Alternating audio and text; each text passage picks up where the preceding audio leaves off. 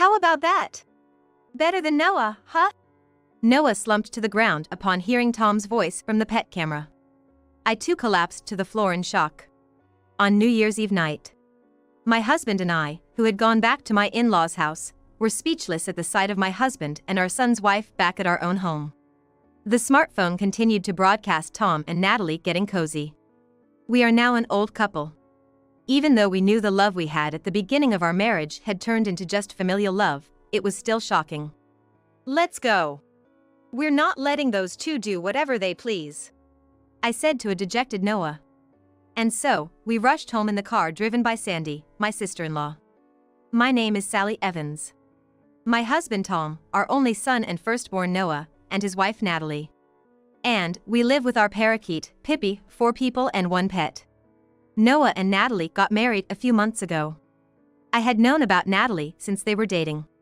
She seemed to like Noah and even confessed to him.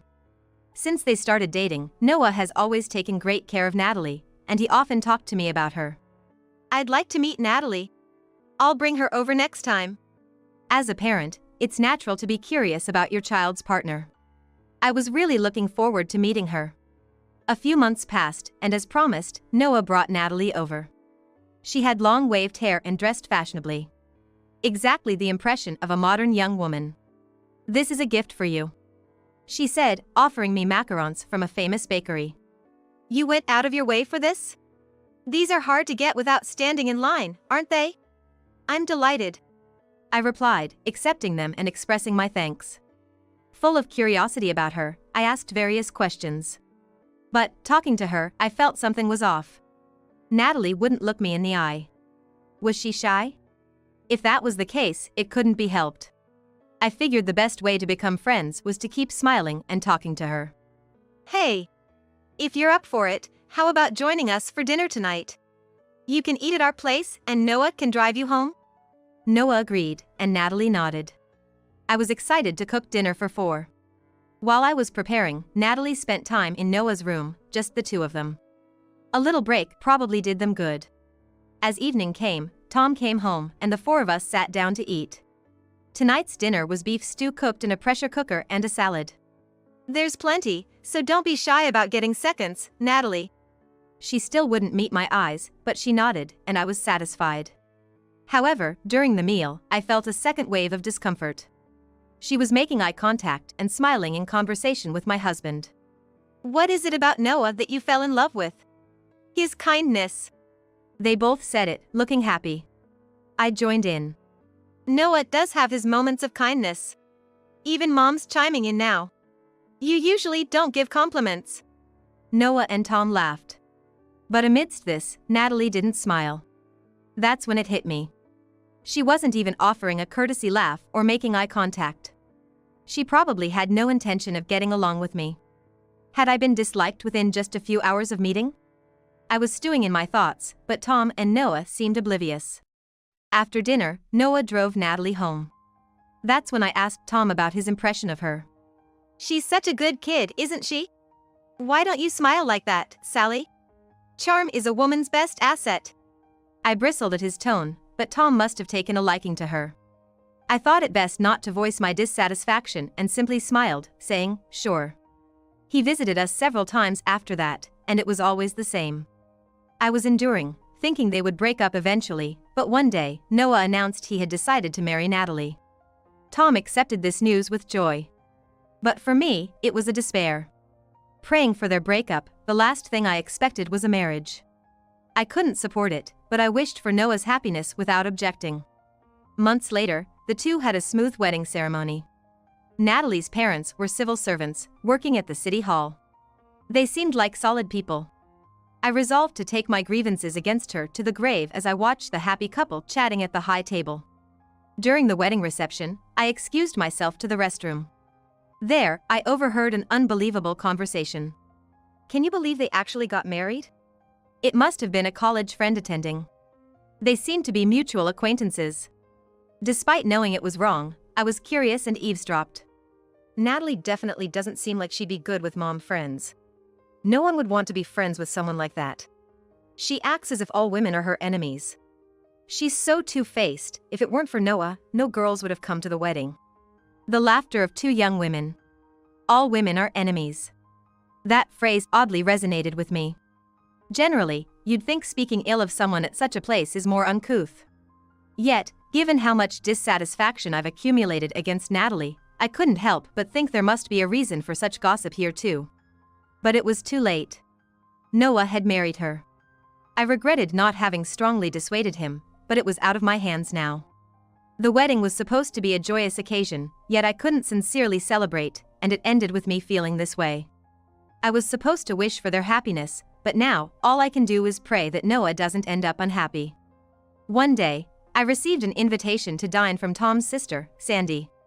Tom's parents, who are over 80, live together at home, his mother still spry for her age and his father with bad legs. However, Sandy, concerned about leaving the elderly parents to live by themselves for too long, moved back to live with them. Sandy is married, but her husband is on a solo assignment right now, so it's just the three of them living together. She's always been kind to me, treating me like her real sister. I immediately accepted the invitation and decided to leave Tom's dinner to Natalie, heading out. "You don't have to keep Sandy company. She's just bored," Tom said, always one to add an extra word. I retorted, "I'm looking forward to seeing your sister too. I haven't met her since Noah's wedding, so I'm going to enjoy some time with her. Housewives sure have it easy." As if he's one to talk, retired, and doing nothing at home. I thought to myself, but couldn't be bothered to argue back. When the day came, I had a great time with Sandy. "You know, I found this funny post the other day," Sandy said over dinner, handing me her smartphone. "It's on social media, but it's really interesting. This person always posts complaints, but I can't help but look," Sandy said, amused. I'm not tech-savvy, only using messaging apps on social media. However, venting somewhere like this might not be a bad idea. Encouraged by Sandy, I signed up and created an account, following someone to see their posts. I followed the person Sandy mentioned and saw their posts. A live-in daughter-in-law? Wants to kick out the mother-in-law? Wow, there are such people, huh? I exclaimed in surprise. It was shockingly direct. Social media must be like that. For someone not used to it, it's quite stimulating. I'm a parent myself, but indeed, living together is hard, so I end up looking. Did Noah and Natalie say they wanted to live together? Yes. Well, you probably don't think like this, but you have to be careful not to be disliked by Natalie, Sally. Sandy laughed. All I could muster was a bitter smile in response. It was too embarrassing to admit that I seemed to be disliked without having done anything. Yet, I still wanted to get along with her. After seeing this live-in daughter-in-law's social media, I thought about studying what things she disliked. That night, a new post had appeared that wasn't there during the day. What? Today was a happy day without my mother-in-law around. I wish she'd never come back. I was stunned by that shocking sentence. What on earth did this mother-in-law do to her? Curiosity got the better of me, and I scrolled down. And there it was, an onslaught of insults and harsh words. My finger, which had been lightly scrolling through as if it were someone else's business, froze on a particular post. The wedding, it's the same day as Noah's. Yes. It seemed that person had their wedding on the same day as Noah and Natalie. The mother-in-law's formal dress, so tacky, lol. My muttered words trailed off. No wonder, because in the image attached to that post, I was pictured. The image was edited, but I was certain it was me, and my hands began to tremble. Could this really be Natalie? Could something like that happen? Yet, I couldn't convince myself it was someone else. Sally, aren't you going to sleep? Tom's voice reached me, lost in thought. Startled, I turned off the smartphone. Yeah, I'm going to bed now. Lying in my bed, I said goodnight. My heart was pounding painfully.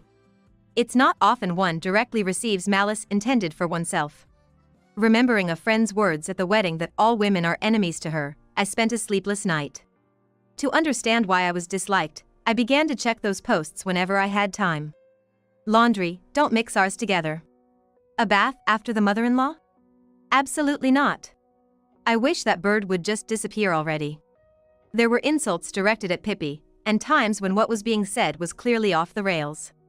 Living together is just like that. It was you who understood and stepped forward. Natalie's social media is nothing but a list of selfish claims, without even a reasonable claim about why she disliked me. I'm just getting more and more frustrated. The real-life Natalie is still the same, she responds and doesn't complain. How much better it would be if she just said it directly. Fortunately, the end of the year is near. At the end of every year, Tom goes back to his parents' place in Nebraska with me. I was hoping to have a slow talk with Sandy included, to get them to understand my feelings. However, Tom suddenly said he's not gonna go back this year. Why? I asked, and he said with an awkward look. I had a fight over Dad with my sister the other day. That's why I don't want to see her. Then all the more reason you should go and talk. My suggestion was not accepted, and Tom fell silent. What a childish excuse, not wanting to see someone because of a fight. Now, I can't even bring up that consultation. Natalie is going back to her parents' house alone, and I'll be staying here by myself. Why don't you take Noah with you this time, show my dad and mom their grandkids' face? He doesn't seem to want to go back at all. But, on the flip side, this might be a chance to talk to Noah. No choice then. Reluctantly accepting Tom's suggestion, I decided to go back to my husband's parents' house with Noah. Then I'm off. Take care on your way back, Natalie. Give my regards to your mom and dad. Sure. Noah, say hi to your grandparents for me. I'll come to greet them next time too. Natalie's words seemed to satisfy both Noah and Tom. Those words are probably a lie, too. I had been asked to help with the end-of-year cleaning, so we left home in the morning, even though it's just a few minutes by car. Natalie had finished preparing for her return home and planned to leave before noon. I told Tom he should at least make a Christmas greeting. So, it was decided that he would just pop by his parents' house for the Christmas greeting, and spend the New Year's Eve alone in this house, but Pippi is here. Since I asked him to care for Pippi, I was able to leave the house with peace of mind. The deep cleaning was done by the evening. For dinner, Sandy had prepared a special Christmas feast, and we enjoyed our meal together. The star of the conversation was Noah, who got married this year. I hesitated to bring up my concern as Noah proudly talked about Natalie. You look down. Tired? After dinner, my in-laws went to their bedroom, and Noah headed to the bath. As Sandy and I were cleaning up, she asked me. So, I have something I want to talk about. It's about this cohabiting wife on social media. Oh. That person, right? Funny, isn't she? Sandy laughed. I stopped what I was doing and whispered with a strained voice. It seems she's like Natalie. Sandy's complexion changed at my words. She must not have imagined it. Neither did I, of course. I wanted to think it was impossible. Sandy quickly checked the account, then said with a relieved voice. That's impossible. After all, Natalie is at her parents' home, right? Sandy said this while showing me the screen of her smartphone. It was displaying the post the cohabiting wife had just shared. Contrary to Sandy's relief, I was stunned by what I saw. No intruders, so it's lovey-dovey time with darling. Surely, this person is alone with her husband. Noah is here, so it's impossible. Normally, that's what one would think. But I had an unsettling feeling. I'm done with the bath. Mom, you should go in too. What's wrong? I couldn't hear Noah's voice as I trembled, turning to the smartphone. Sandy, can I have some water? My mother-in-law had returned to the bedroom but came back, yet I couldn't take my eyes off the smartphone. With trepidation, I opened the pet camera app that we have at home. Our parrot, Pippi, is in my bedroom, not the living room, while I'm away. It seemed more peaceful that way, and even though I said we were about to leave, Natalie was still at home. I could tell Pippi was getting annoyed because I saw it on social media, just to be safe. Since it's not the living room, I might not know what the house looks like. Still, I thought I might catch some voices, so I turned on the camera. What? But when I saw it, I was speechless. On the camera, the shadows of two people in the midst of it all were visible on the bed. What's wrong? Sandy asked me anxiously. I silently turned up the volume on my phone to the max. How about it? Better than Noah, right? Hee hee, yes. Darling is the best. The voices I heard were Tom's, and then Natalie's. Noah hurriedly peered into my smartphone. Sandy, the mother-in-law, and I were all frozen, listening to those voices coming from my phone. What is this? Noah yelled at me loudly. I don't know. When I turned on the pet camera, this came up. What do you mean? Is this live? I nodded in response to Sandy's words. The mother-in-law still didn't seem to understand the situation, just staring at us in astonishment. It's Natalie and Dad, right? I can't believe this. Noah headed to the couch and then just collapsed onto it. I sat down on the floor too. The smartphone still streamed the two of them flirting. Let's go, Sandy said. But neither Noah nor I could respond. I didn't care much for Natalie, but Noah was betrayed by the two people he loved the most. His shock must be greater than mine. Thinking of my son, I also tried to pull myself together, slowly stood up, and spoke to Noah. Noah, are you okay? There's no way he could be. But I couldn't find any other words. Noah just nodded slightly, his head hanging low. Let's go. We won't let those two do as they please. Yeah. Noah nodded firmly to my words. Sandy explained the situation to my mother-in-law. Without her, I wonder what would have become of us. I truly felt grateful.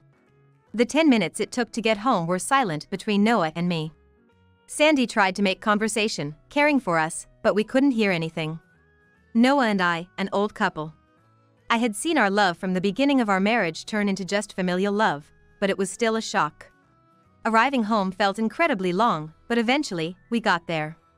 Taking a deep breath and bracing myself, I burst through the front door and headed straight to my room. What are you two doing? I yelled as I opened the door. The two of them jumped up from the bed at the sound of my voice. Ah! What the? Natalie scrambled to cover herself and gather her clothes, while Tom shielded himself with a blanket. What the heck, seriously? Natalie! What's this about? Noah's voice was filled with anger, perhaps more from shock than anything else. He scolded them both with his powerful voice. Wait, it's a misunderstanding, Tom said even now. Sandy, Tom's own sister, was the one to express her anger at him. She yelled at Tom, still recording on her smartphone. What misunderstanding? We've been watching through Pippi's pet camera. At your age, being called darling? It's embarrassingly shameful. At those words, both Tom and Natalie turned pale. They probably didn't realize Pippi was in this room. And of course, they were unaware of the camera's existence. Natalie, once she understood the situation, cried out exaggeratedly. Noah! I'm so sorry. I was forced by your father to call him darling, and today he forced me. Natalie cried miserably, and Tom was taken aback. Natty! You said you loved me. It was a lie, obviously. We were appalled by their exchange. Betrayed so easily, Tom just slumped down, motionless. Only Natalie's crying filled the room. Leaving the two in the house, we returned to my in-laws' home, and even though it was Christmas time, there was no sense of celebration. My mother-in-law and father-in-law, who had been briefed by Sandy, were waiting for us. Sally, sorry about Tom, my mother-in-law said with an apologetic look. Sandy also looked sorry next to her. I don't blame them at all, and I love Sandy and my in-laws. But their kindness touched a nerve, and tears flowed endlessly from my eyes. My mother-in-law started crying too. Why do we have to suffer because of them? I swore never to forgive them. Right after the new year, I consulted a lawyer. Of course, it was about divorce, but not just that. This is her account. It's clearly defamation and insult towards me. Can we also claim damages for this? I handed my smartphone to the lawyer. The lawyer saved posts that could serve as evidence. There were many posts I had overlooked due to my unfamiliarity, and the more we searched, the more insults we found. This is terrible, the lawyer muttered with a wry smile. However, he assured me. It must be disheartening to see all these malicious words now, but I will surely turn them into a mountain of gold. Don't let it get to you bad. If anything else gets posted, think of it as more evidence to be happy about. Seeing me downcast, he said that to me. How much those words saved me. Please take care of this for me. I firmly shook hands with the lawyer. I was sure everything would be okay if I left it to this lawyer. Without betraying my feelings, the lawyer claimed alimony from Tom for the divorce. And also demanded alimony for infidelity plus damages for defamation from Natalie. Tom was stunned. But still not waking up to reality, he said, "It can't be helped. It's for my happiness with Natty. Do as you like, allowing me to proceed with the divorce preparations." Such a foolish man, despite being betrayed once. It'll be too late for regrets later. I decided to squeeze everything out of Tom thoroughly. Not only alimony, but he also said he'd give me the house. He must be planning to return to his parents' home. Oblivious to his parents-in-law's fury. Smirking inside, my discussion with Tom was over. Next was Natalie. On the lawyer's suggestion, we decided to meet with Tom and Natalie separately, and the day came for Natalie, the lawyer, Noah, and me. No. I don't want a divorce. I was forced to do it against my will. I'm the victim here. Natalie refused the divorce. However, Noah seemed to have lost his love for her, and her words did not resonate. Do you want the video played in court? It's better for you to agree before it goes to trial. Natalie fell silent at those words. Besides, I know how you've been treating my mom poorly all this time. So, the alimony for my mom and for me combined is $70,000. You're going to pay it. $70,000? Natalie's face changed color upon hearing the amount. Then, the lawyer presented printouts of the numerous posts on social media Natalie had written. She must have known what was coming. Natalie froze as she looked down at them. You had relationships not only with your father-in-law but with other men too. This D refers to your sugar daddy, doesn't it? No, that's not what this is. Were you also getting money from your father-in-law? The lawyer cut straight to the point, making Natalie stutter in response. It was a moment she could have claimed ignorance about the account, but perhaps she couldn't think fast at that moment. It was as good as admitting it was hers. We've also gathered solid evidence of the slander against Mrs. Sally Evans, 61, your mother-in-law, S. Photos of Sally and her clothing were posted along with the slander. It's enough to identify her. You could be facing charges of insult and defamation. I'm sorry, so sorry. Natalie began to prostrate herself in apology. Apologies now won't reduce the compensation. If you have time to slander people on social media, better work hard and pay up. She didn't respond. Watching Natalie continue to sob, head bowed to the floor, Noah and I exchanged relieved smiles with the lawyer. It was finally over. Tom seemed to be preparing to leave, busily packing his suitcase. There was a noticeable air of excitement about him. Have you decided where you're going? I'm heading back to my parents. I've really done you wrong. I'll make sure to pay the compensation. Oh, is Natalie ready? With that, Tom hurried out of the room. Since that day, Tom and Natalie had been staying in separate hotels. I didn't want to see his face, though I hadn't specified which hotel. Why separate hotels? Everyone but Tom could guess the reason. Natty, you ready? Shall we go? At Tom's words, Natalie also came out with her luggage. However, when she saw Tom, she glared at him, snorted, and averted his gaze. Don't call me Natty, it's creepy. Natty! Why should I have to live with you? Tom was silent, perhaps shocked by her words. You've ruined my life. Shame on you for messing with your son's wife.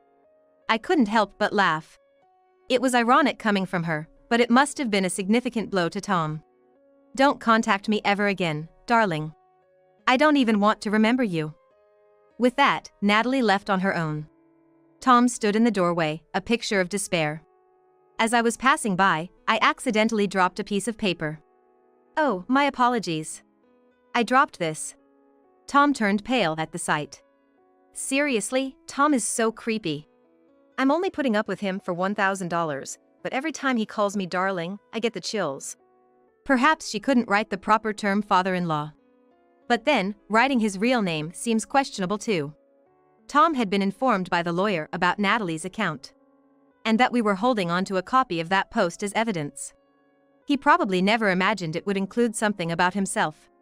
Tom just stood there, dazed in the entryway for a while. It seems Natalie has returned to her parents' house. However, her parents were furious upon hearing about the incident. She wasn't allowed in the house and is now hopping from one sugar daddy to another, continuing her sugar baby lifestyle. Natalie had easily gotten her hands on a lot of money. Such a lifestyle couldn't last forever. She probably hasn't realized that the real hell is just beginning. As he declared, Tom went back to his parents' house. But he wasn't allowed in there either. His in-laws kicked him out. Tom, apparently not expecting to be unable to return to his own home, came back here, but he was the one who said he would give up this house. I have no intention of letting him live here. Reluctantly, it seems he rented an apartment near our house and started living there, but he seems to want to come back as he's been spotted lurking around the neighborhood. Because it was so creepy, I reported him as a stalker. Tom was issued a restraining order. I don't know what happened after that, but he's probably living a lonely old age by himself. Several years later, Noah got remarried. After such an incident, I was scared of what kind of person it would be this time, but the new wife is kind to me too. The eldest son and his wife bought a house nearby, and they had a baby.